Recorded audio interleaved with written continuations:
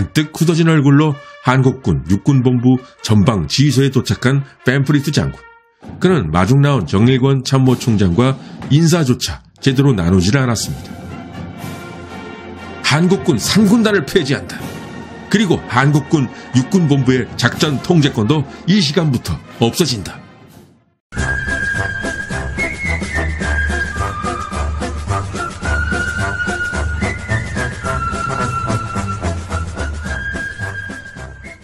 지평리 전투에서 패배한 이후 중공군은 2달 동안 북으로 계속해서 후퇴를 하게 됩니다. 그 결과 1951년 3월이 되면 유엔군은 캔사스선까지 치고 올라가는데 성공합니다. 지난 컨텐츠에서 지평리 전투를 여러분이 이해하기 쉽고 흥미롭게 다룬 바 있었습니다. 지평리 전투에 가장 큰 의미가 있다면 유엔군이 중공군을 상대로 첫 번째로 승리를 했다는 사실이었습니다. 그리고 지평리 전투 승리 이후 미군은 다시는 중공군에게 밀리지 않게 됩니다. 하지만 중공군은 아직도 공세에 대한 미련을 버리지 못했습니다.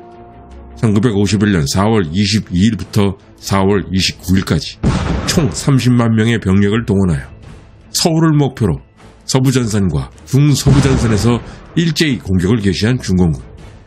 이것이 중공군 5차 공세 1단계, 즉 춘계 공세였습니다. 하지만 미군의 막강한 화력 앞에 단 10일 만에 무려 10만 명의 병력을 잃는 대피해를 입고 중공군은 공세를 아예 포기해버리게 됩니다. 무지막지할 정도로 강력했던 미군의 화력. 아무리 중공군이 숫자가 많다고 할지라도 그 포화 속을 보병으로 돌파한다는 것은 불가능한 일이었습니다. 이제 미군은 더 이상 예전처럼 우리에게 호락호락 당하지 않는구나. 중공군 총사령관 펑더와이는 공격 방향을 재빠르게 전환합니다. 결국 목표는 또다시 국군. 펑더와이는 중동부 전선에 돌출되어 있는 국군을 전부 섬멸하여 유엔군 전선에 구멍을 내기로 결정한 것입니다. 1951년 5월 16일 펑더와이는 2개 병단, 약 50만 명을 동원하여 공세를 시작했고 이것이 바로 5차 공세 2단계, 즉 2차 춘계 공세였습니다. 첫 타겟은 소양강 남쪽을 방어하는 국군 7사단. 중공군은 압도적인 병력을 통한 인해 전술로 국군 7사단을 쉽사리 격파했고 1951년 5월 17일 오전에 현리 분지를 훤히 내려다볼 수 있는 오마치 고개를 점령하는 데 성공합니다.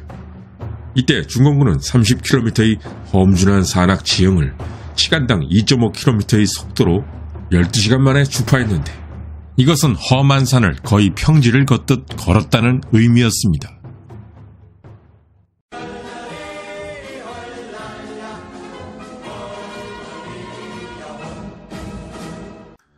당시 국군 3군단은 오마치라는 단 하나의 고개로 후방과 이어지고 있었습니다. 한마디로 오마치 고개를 뺏기면 후방과 연결이 끊기는 셈. 그런 만큼 국군도 오마치 고개가 중요하다는 사실은 잘 알고 있었습니다. 때문에 국군 3군단장 유재홍 장군은 불안한 마음에 오마치 고개의 3군단 수비병력을 두려고 했었습니다. 그런데 오마치 고개는 미 10군단 알몬드 장군 휘하에 있던 국군 7사단의 관할 구역이었습니다. 너희들은 대체 무슨 배짱으로 남의 구역을 침범하는가? 결국 국군 3군단장 유재흥은 알몬드 장군에게 밀려 오마치 고개의 수비 병력을 두지 못하게 됩니다. 한편 최초의 오마치 고개를 점령한 중공군은 고작 1개 중대 약 100여 명에 불과했지만 시간이 지나면서 연대가 되고 하면은 중공군 64단 병력 모두가 도착하여 방어가 강화되게 됩니다. 하지만 중공군은 국군 5사단과 7사단을 몰아내고 오마치 고개까지 점령했지만 이번에도 걸림돌은 역시 미군이었습니다.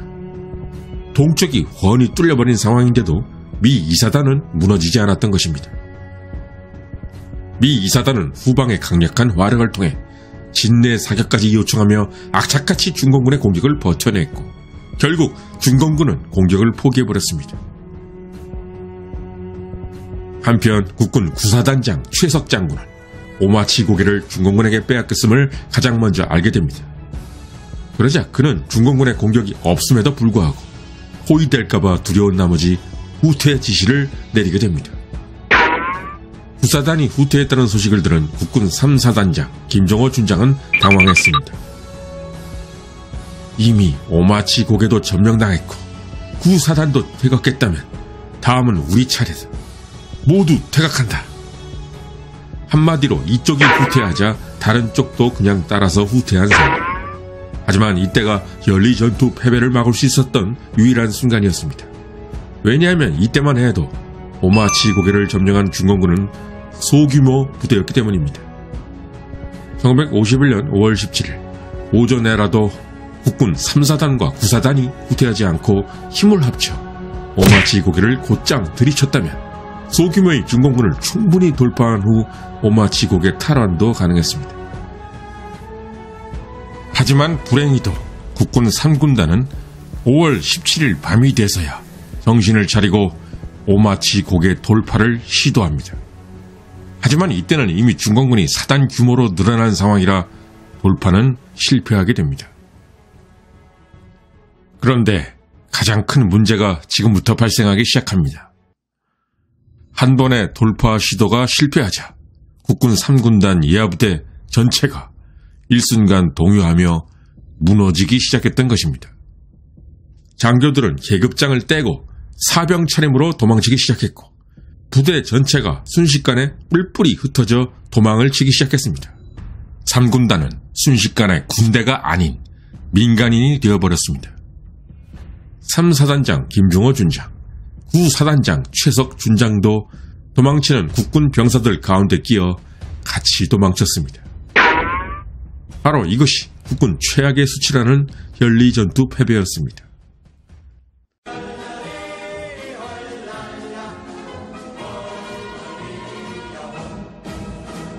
패배는 했지만 의외로 국군은 대다수가 무사히 후퇴했기에 병력의 손실은 매우 적었습니다.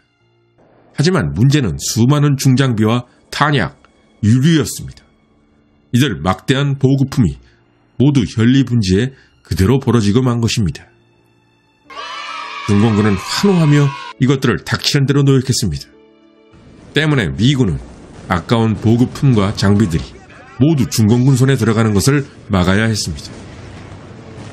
며칠 동안 미 공군은 현리 지역을 맹폭격했고 막대한 장비와 보급품은 모두 불타버리게 됩니다. 과연 현리 전투 패배의 책임은 누가 더 큰 것일까?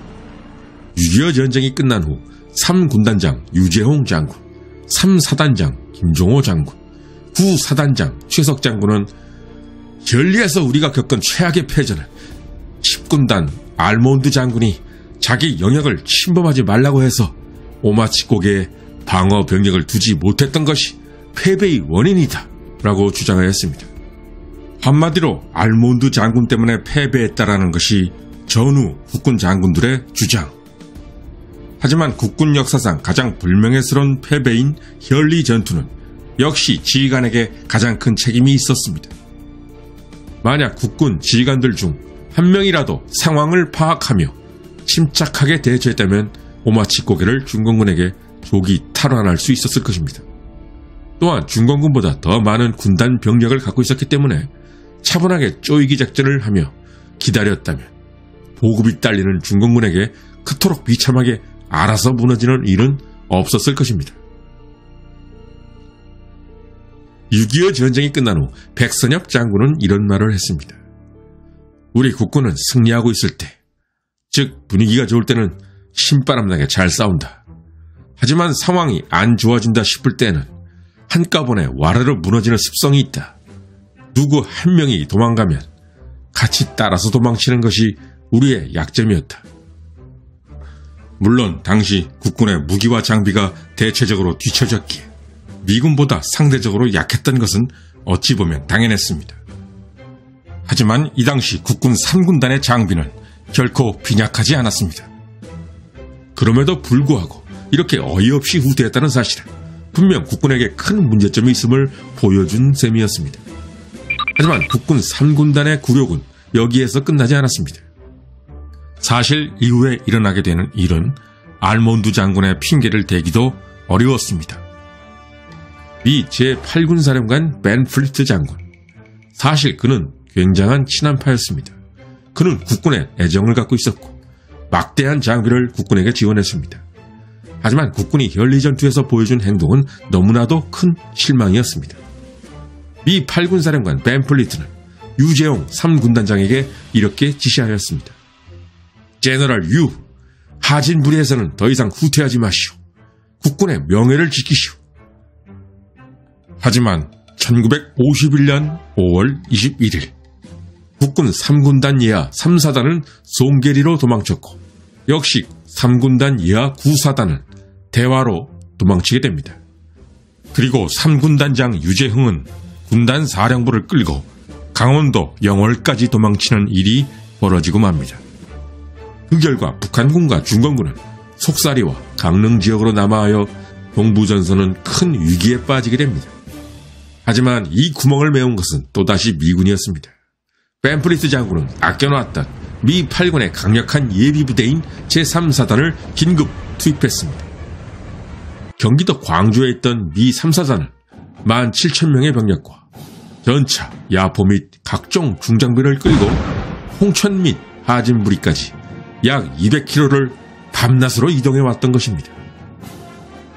결국 1951년 5월 23일 미 3사단은 2일 만에 전황을 완전히 바꿔놓는 데 성공합니다.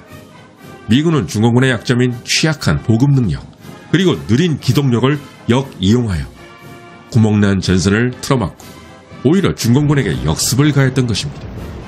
기동력이 보장되는 전차 부대의 유용성은 또다시 입증됐습니다. 미군은 강력한 전차 부대를 중공군의 공격이 집중되는 곳마다 융통성 있게 투입하여 중공군을 압도해버렸던 것입니다. 6.25 전쟁 전 미 고문관들이 했다던 한반도에는 전차가 필요 없다는 말이 무색해질 정도였습니다. 1951년 5월 25일 모든 상황을 순식간에 해결한 후 잔뜩 굳어진 얼굴로 한국군 육군본부 전방 지휘소에 도착한 벤 플리트 장군. 그는 마중 나온 정일권 참모총장과 인사조차 제대로 나누지를 않았습니다. 한국군 3군단을 폐지한다. 그리고 한국군 육군본부의 작전 통제권도 이 시간부터 없어진다. 6번의 임무는 인사와 행정, 군수와 훈련에 국한한다. 그리고 백선엽 장군의 국군 1군단도 내 지휘를 받는다.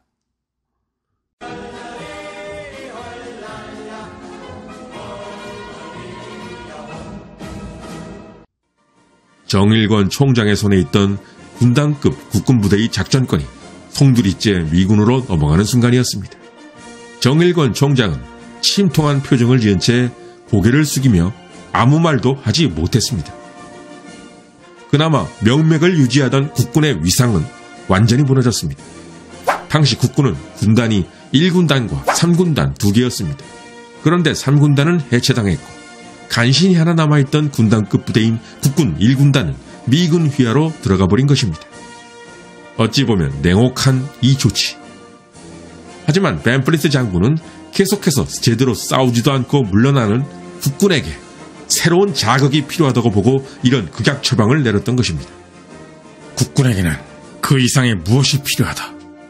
후퇴를 할 때 하더라도 최소한 끝까지 물고 늘어져 싸워보다가 후퇴를 하는 그런 근성 말이다. 한국군의 아버지라고 불릴 정도로 강력한 국군을 만드는 데 이바지한 벤 플리트 장군. 과연 그는 어떻게 국군을 중공군을 만나도 호락호락 무너지지 않는 정의 강군으로 만들 것인지. 미 8군 사령관 벤 플리트 장군과 현리전투 패배편은 여기에서 마치고 다음에 이어질 한국군의 아버지 벤 플리트 장군 편도 많은 기대 부탁드리겠습니다. 끝까지 시청해주신 구독자 여러분께 진심으로 감사드립니다.